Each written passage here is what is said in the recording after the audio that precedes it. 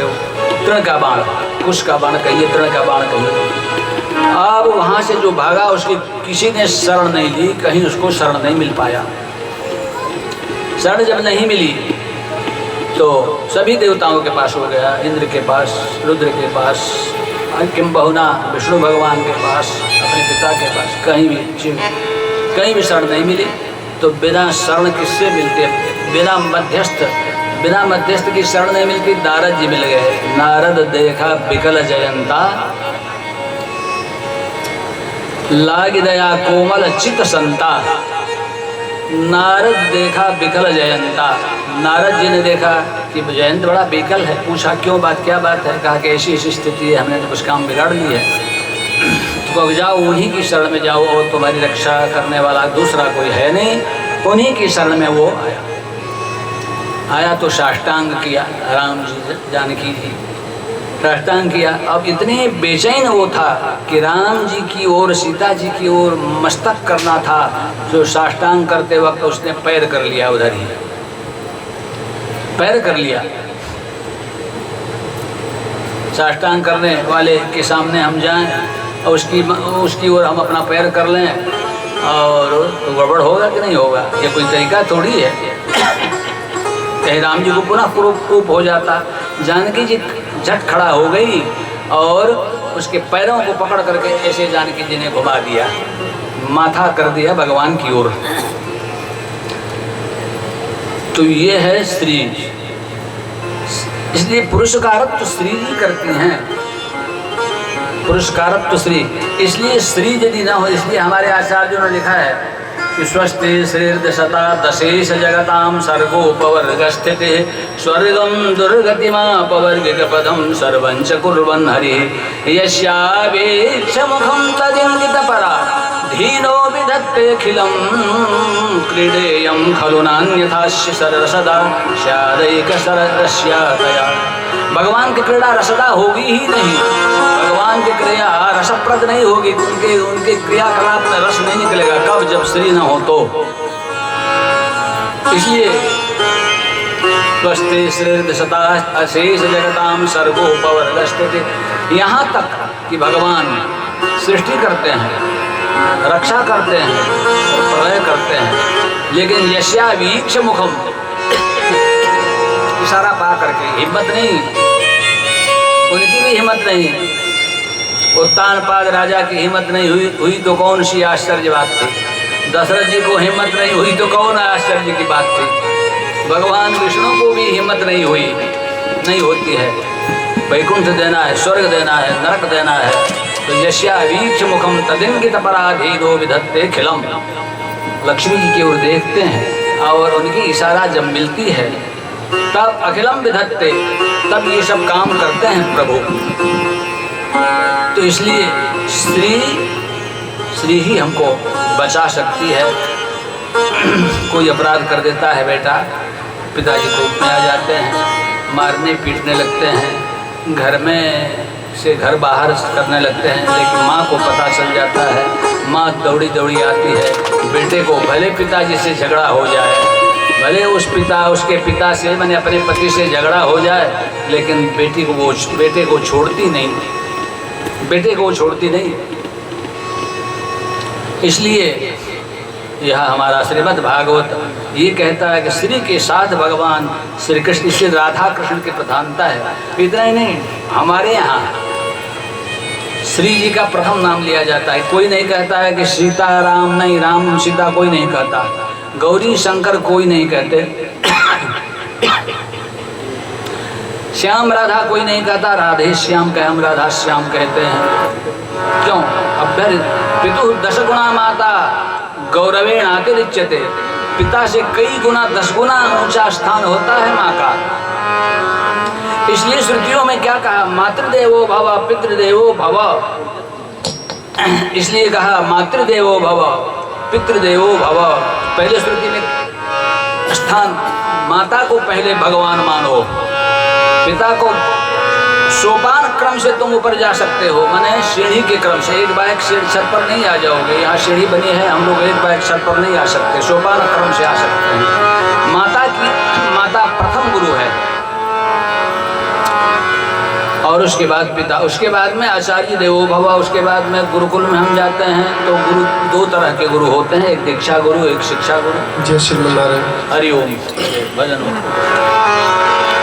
हर बात को तुम भूलो भले, माँ बाप को मत भूलना। हर बात को तुम भूलो भले, माँ बाप को मत भूलना।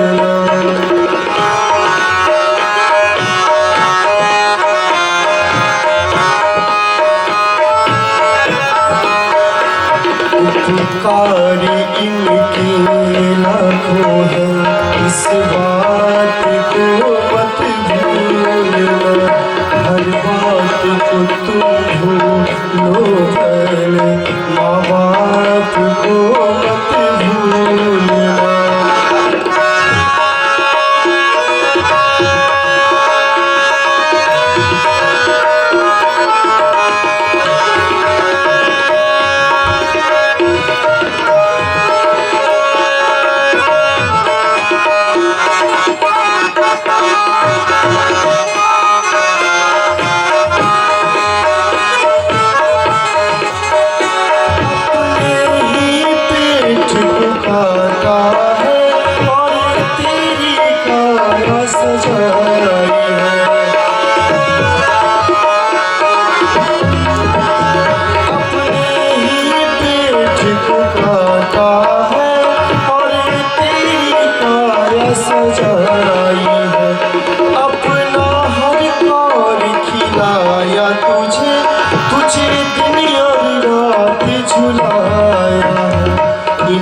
अमृत देने वालों को जीवन में जहर मत घोलना।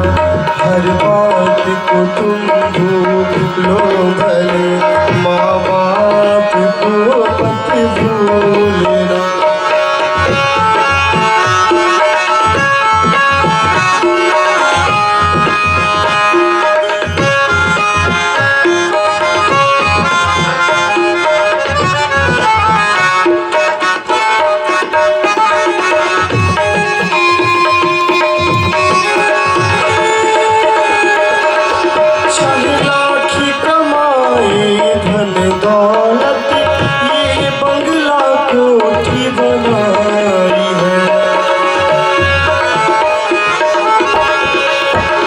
चाहे लाख कमाई धन दौलत, ये बंगला कोठी बनाई है।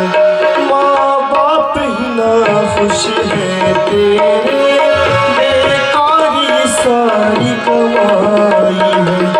ये लाख नहीं ये खाक है, इस राज को मत भूलना। हर बात को तुम भूलो भले, माँ बाप को मत भूलना। गिले में सदा ही सोए हैं, सूखे में तुझे सुलाया है। गिले में सदा ही सोए हैं, सूखे में तुझे सुलाया है। बाहों का बना करके झूला, तुझे दिन और रात झुलाया है। निर्मल निर्लज आँखों में, निर्मल निर्जल आँखों में एक आंसू भी मत घोलना। हर बात को तुम भूलो भले, माँ बाप को मत भूलना। उपकार इनके लाखों है, उपकार इनके लाखों है, इस राज को मत भूलना। हर बात को तुम भूलो भले, माँ बाप को मत भूलना। माँ बाप को मत भूलना, माँ बाप को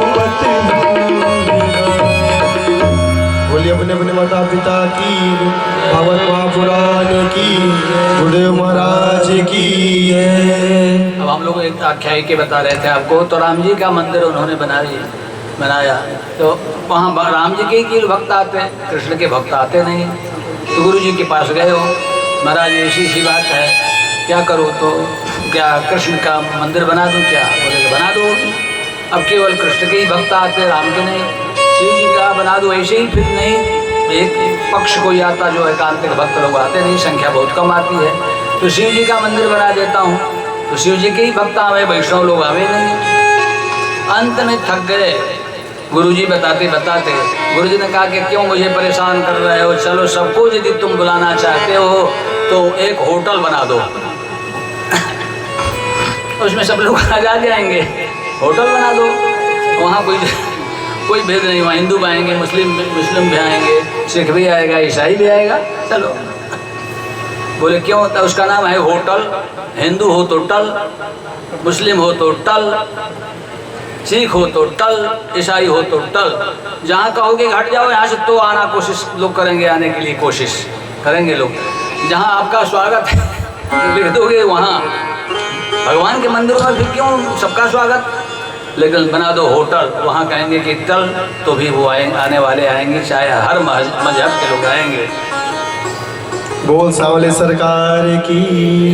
वैसे हमारे भगवान ये सत्यम परम धीमहि श्रीमद् भागवत है, श्रीमद् सब इसमें आते हैं क्योंकि सत्यम परम धीमहि है, क्योंकि ये सत्यम परम धीमहि, सत्य के पास सब लोग आते हैं, चाहे जो कोई हो, चाहे जिस मजहब के, सब धर्म के।